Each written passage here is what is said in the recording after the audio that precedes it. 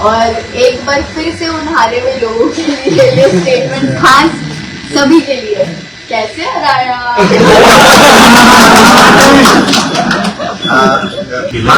माफीनामा देखिए, स्टेटमेंट माफीनामा मैंने नहीं दिया है, मैंने अपने स्टेटमेंट क्लियरली स्टेट किए हैं कि हरा जो कलर था वो मेरा रेलेवेंस हमारे पार्टी के झंडे के साथ था।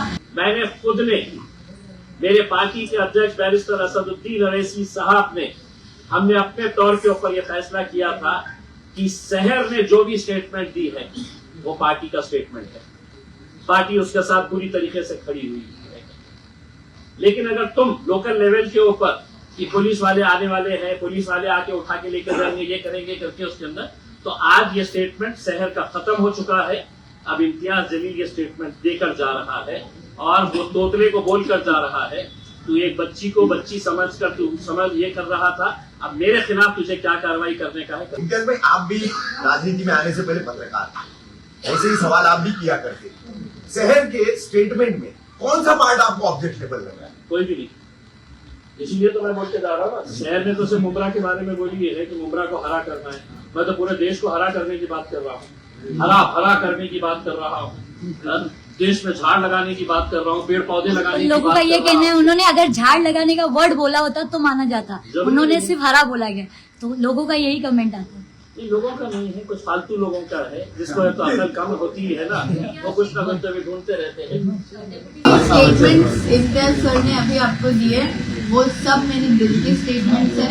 हमारे लीडर ऐसे हैं कि हमसे हर बात उन्होंने डिस्कस करी, ऐसा कुछ भी नहीं है कि किसी के प्रेशर में आ करके मैं चुप हूँ या मैं स्टेटमेंट्स नहीं दे रहा। सारी ऑलरेडी 3 दिन से नेशनल मीडिया ने घेरा हुआ है और इस तरीके से घेरा हुआ है कि सभी फॉल्स एलिगेशंस के साथ।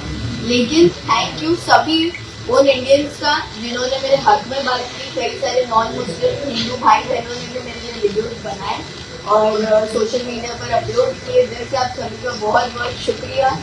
और एक बार फिर से उन हारे हुए लोगों के लिए ये स्टेटमेंट खास सभी के लिए। कैसे हराया?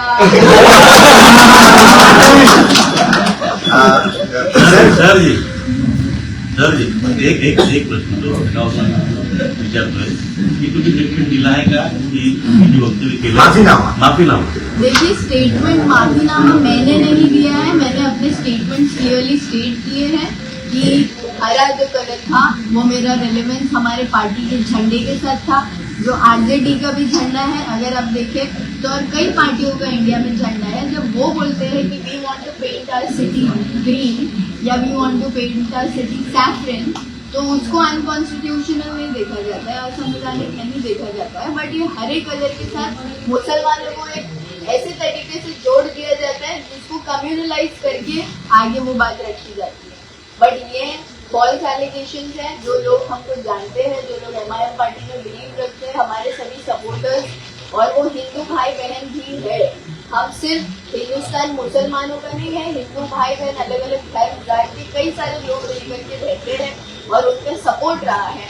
तो ये लोगों के लिए जवाब है कि आप हिंदू मुसलमान की राजनीति करना बंद करें।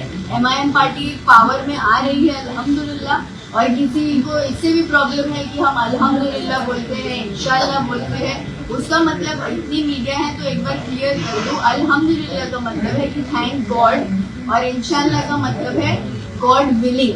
तो अगर हम अपने सेंटेंसेस में ये यूज करते हैं, हमारा बिलीफ है कि अगर अल्लाह ने चाहा तो, और हर सेंटेंस में हम अपने भगवान का जैसे लोग शुक्रिया अदा करते हैं वैसे हम अपने अल्लाह का शुक्रिया अदा करते हैं। तो हम इस चीज को मेंशन करना जरूरी समझते हैं।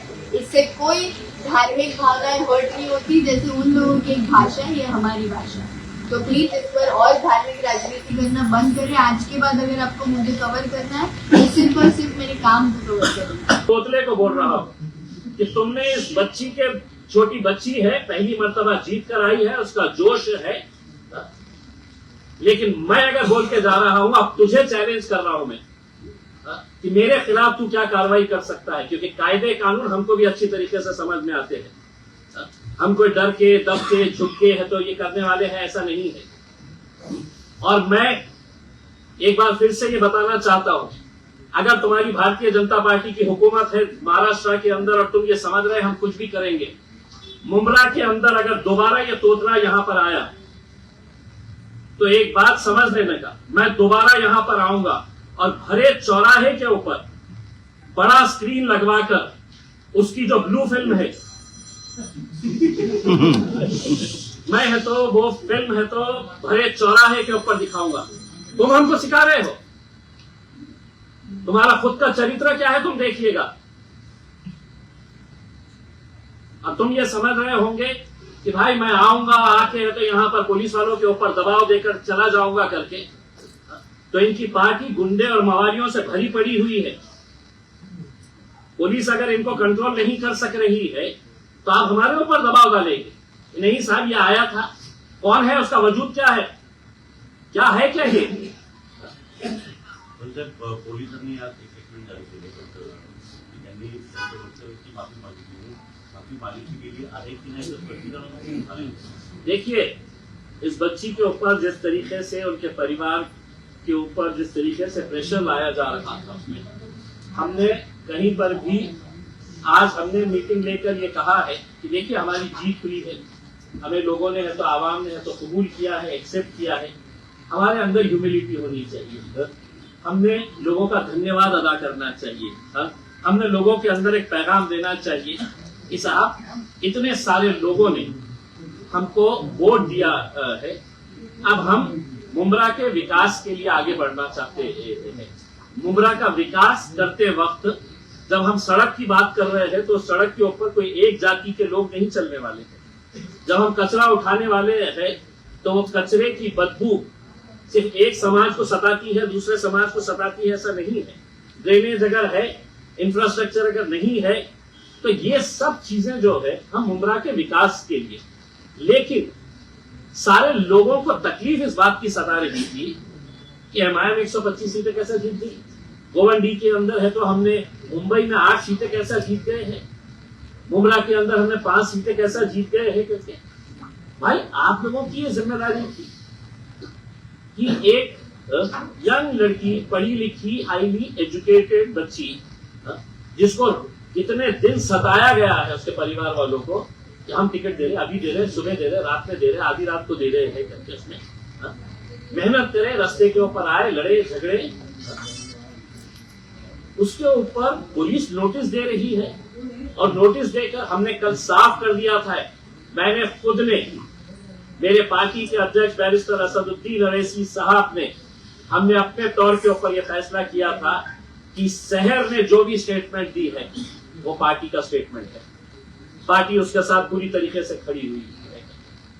लेकिन अगर तुम लोकल लेवल के ऊपर कि पुलिस वाले आने वाले हैं, पुलिस वाले आके उठा के लेकर जाएंगे, ये करेंगे करके उसके अंदर, तो आज ये स्टेटमेंट शहर का खत्म हो चुका है।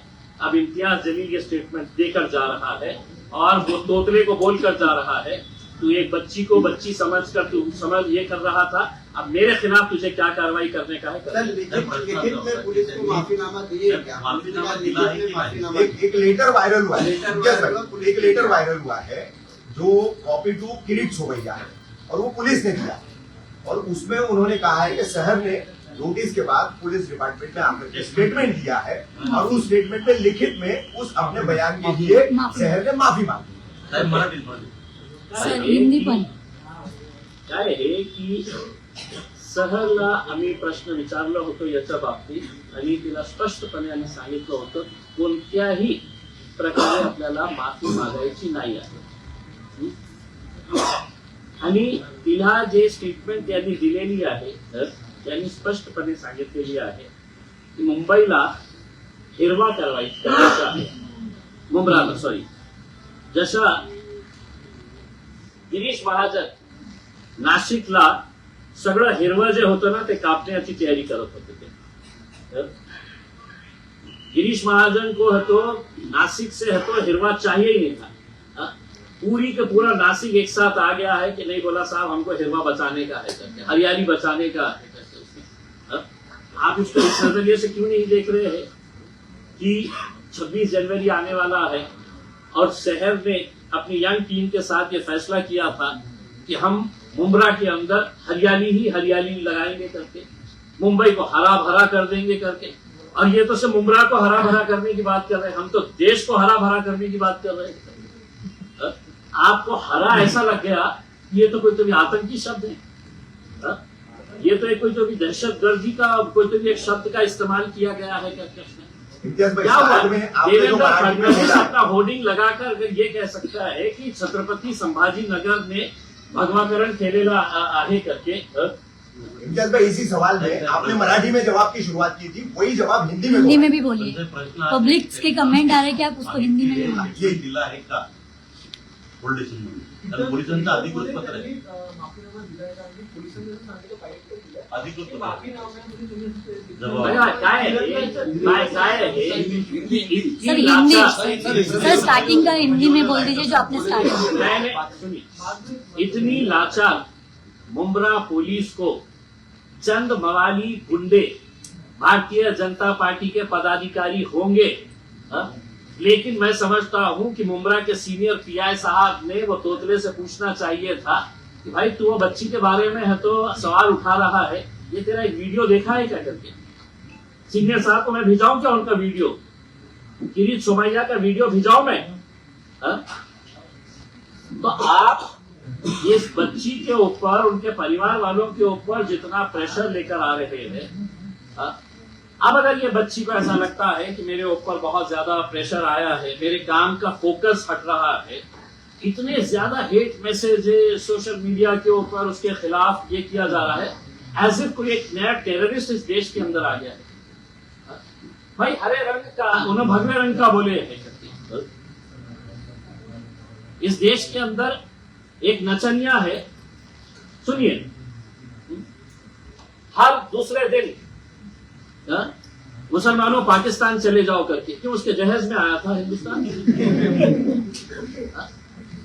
आप बोलते रहेंगे और हम खामोश रहना, ये अगर आप उम्मीद कर रहे हैं तो हमारी एक बच्ची अभी नई नई राजनीति के अंदर आई है, आप उसको दबा सकते हैं, लेकिन हम उसके साथ पूरी तरीके से खड़े हुए हैं और जो जिस लहजे के अंदर सवाल करेगा उसी लहजे के अंदर हम उसको जवाब देंगे। सर, इस मामले में आपकी सीनियर, जब ये मामला आप सुने नोटिस का और उसके ऊपर दबाव बनाने का, तो आपने यहाँ के सीनियर डीसीपी कमिश्नर से आपने बात किया कि आप किस बात की नोटिस?